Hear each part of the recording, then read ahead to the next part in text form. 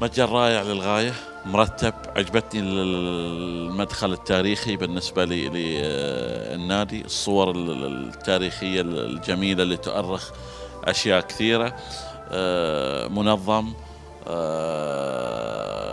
متجر رائع بصراحة. الدوري السعودي الفترة هذه أتصور يظل يمر بمرحلة رائعة للغاية، صراع، تنافس، ما كان مثل قبل أن تقدر تعرف منه الفايز بالدوري قبل فترة، فرق 4 نقاط بين الأول والثاني، ما تغطي ظهر مثل ما يقولون. بعد الصراع، وأتصور الدور الثاني راح يكون في صراع قوي على الدوري، خاصة بين النصر والهلال، ما راح ينتهي الوضع على هالشكل.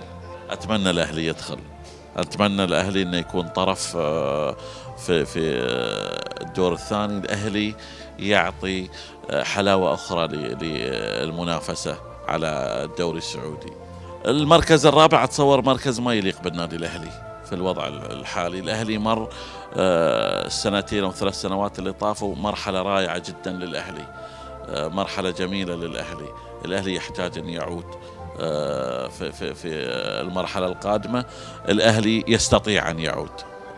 جمهور الأهلي جمهور النادي الملكي، جمهور نادي تاريخي، من أفضل الجماهير اللي ممكن أنت تتعامل معاهم.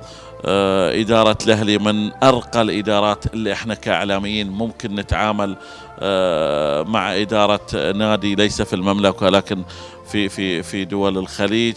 أتمنى من كل قلبي أن الأهلي يكون في الواجهة دائما.